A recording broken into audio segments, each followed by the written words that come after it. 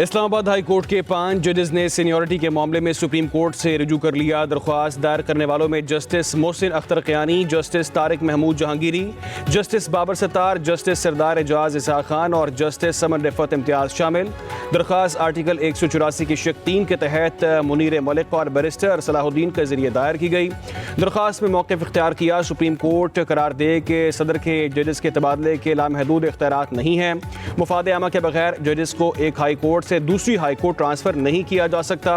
दरख्वास्त में तीनों ट्रांसफ़र किए गए जजेस को फरीक बनाया गया।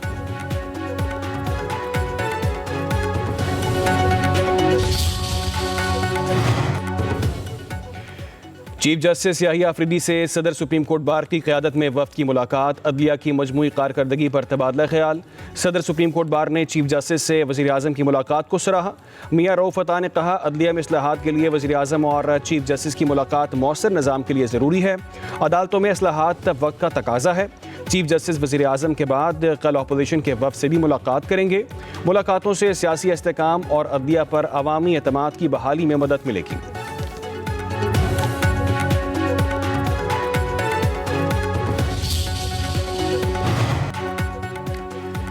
वज़ीर आज़म शहबाज शरीफ के हुक्म पर रमज़ान रिलीफ पैकेज की तैयारी। रमज़ान रिलीफ पैकेज का हजम 20 अरब से ज़ायद का होगा। 40 लाख ख़ानदानों को 5-5 हज़ार रुपये देने की तजवीज़।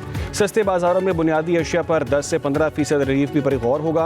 वफाकी काबीना अगले इजलास में रमज़ान पैकेज की मंजूरी देगी।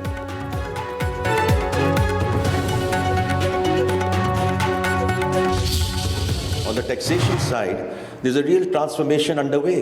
कोई भी transformation है, in my previous assignment I used to say is people, process, technology.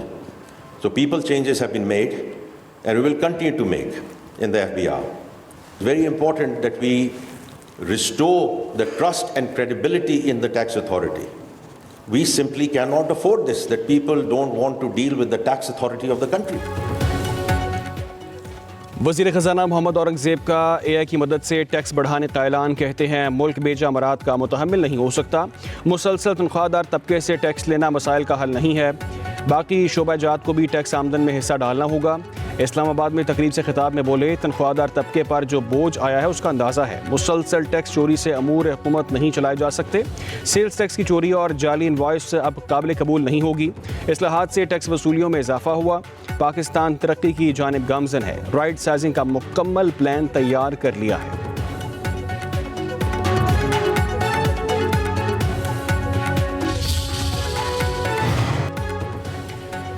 बानी PTI ने सिर्फ आर्मी चीफ को ख़त नहीं लिखा, वो खुला ख़त था, हर शहरी को मुखातिब किया। तहरीक इंसाफ के सेक्रेटरी जनरल सलमान अकरम राजा कहते हैं, आइन की बालादस्ती के लिए आवाज़ उठाएंगे। मुल्कीर तहरीक शुरू करने लगे हैं, हम रुकने वाले नहीं हैं। आज शाहिद तखान अब्बासी से मुलाकात की है, कल कराची में सिंध की जमातों से मिलेंगे। बानी PTI और दीगर सीरों की रिहाई के लिए आगे बढ़ना है। अली अमीन गंडापुर वज़ीर आला हैं, उन्हें पार्टी ओहदे से हटाना अच्छा फैसला है।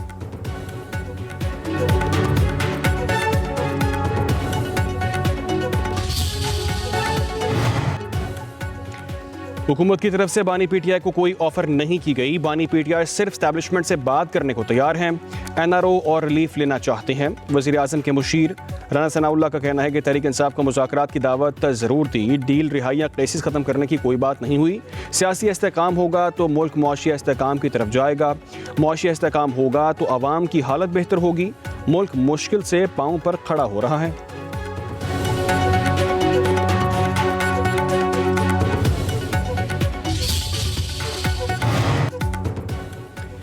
रियासत ने जिस शख्स को बेगुनाह कैद किया, आज हर जगह उसकी तस्वीर लगी है। वो शख्स नज़रिया है और नज़रिया कैद नहीं किया जा सकता। वज़ीर आला खैबर पख्तूनख्वा अली अमीन गंडापुर का सूबाई गेम्स की इफ्तिताही तकरीब से खिताब। कहा, ज़िंदगी में वो जीता है जो अपने असूलों पर कायम रहता है।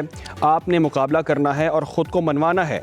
जो भी इन गेम्स में गोल्ड मेडल लेगा उनको अगले साल हर माह 25,000 रुपये मिलेंगे।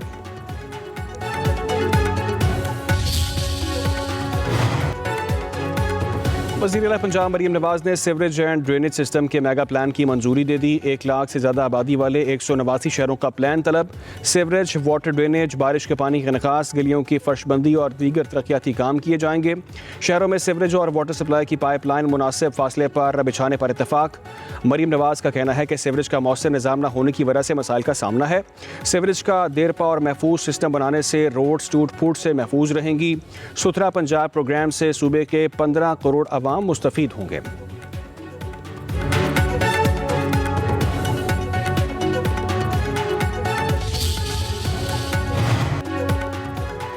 तहरीक इंसाफ को आर्मी चीफ का दौरा बरतानिया हजम नहीं हो रहा। शरपसंद टोले ने मुल्क में इंतशार फैलाया, ये कोई मौका हाथ से जाने नहीं देते। PTI मुल्क दुश्मन एजेंडे पर अमल पैरा है।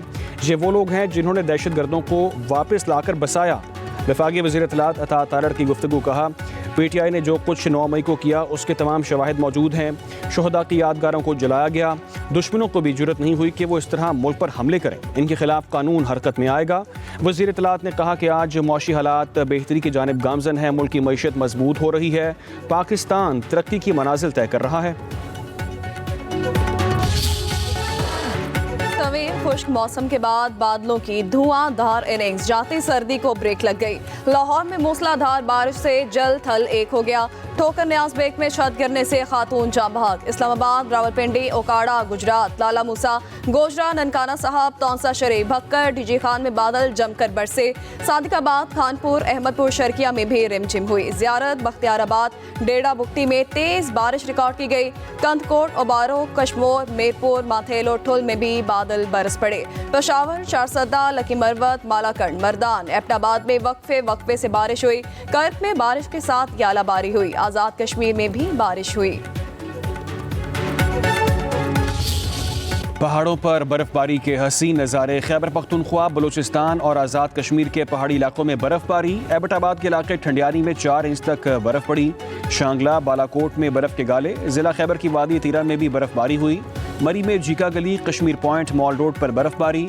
इंतजामिया सड़कों से बर्फ हटाने में मसरूफ। तर्जुमान PTM का कहना है कि आइंदा 24 घंटों में मजीद बर्फ पड़ेगी। सड़कों पर नमक का छिड़काव किया जा रहा है। मरी में सयाहों के लिए 13 मराकज़ कायम कर दिए गए हैं।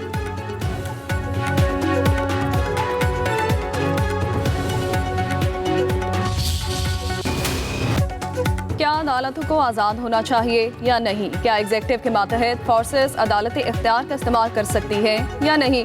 क्या आर्टिकल 8(3) के मकसद के लिए बनाई गई अदालतें दूसरों का ट्रायल कर सकती हैं? सेक्शन 2D को निकालने के बावजूद भी क्या मिलिट्री जस्टिस सिस्टम चलता रहेगा? जस्टिस जमाल मंदुखैल के फौजी अदालत में सिविलियंस के ट्रायल के खिलाफ इंट्रा कोर्ट अपील पर समाअत के दौरान रिमार्क्स। बानी PTI के वकील अजीज भंडारी ने कहा कि फौजी अदालतें सिविलियन अदालतों की जगह नहीं ले सकती। कोर्ट मार्शल सिस्टम में सिविलियन को नहीं डाला जा सकता। जस्टिस जमाल मंदुखैल ने पूछा, क्या 2(1)D1 को निकाल दें तो फिर क्या होगा? अजीज भंडारी ने जवाब दिया, कोर्ट मार्शल का सिस्टम फिर भी चलेगा। ट्रेन चल रही है, इसको नहीं रोका जा सकता। जस्टिस जमाल मंदुखैल ने कहा कि यानी ट्रेन को चलने दिया जाए और एक बोगी निकाल दें। आइन साजी की पावर सिर्फ पार्लियामेंट को है। केस की समाअत 24 फरवरी तक मुलतवी कर दी गई। वकील अजीज भंडारी दलाइल जारी रखेंगे।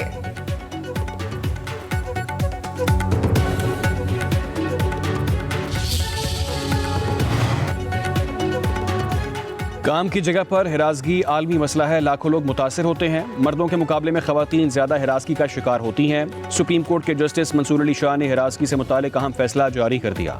फैसले में लिखा, यरगमाली माहौल भी हिरासगी की तारीफ में आता है। हिरासगी के मामले पर पाकिस्तान का 146वां मुल्कों में 145वां नंबर है। अदालत उज़्मा ने लाहौर हाई कोर्ट के फैसले के खिलाफ मोहम्मद दीन की अपील मुस्तरद कर दी।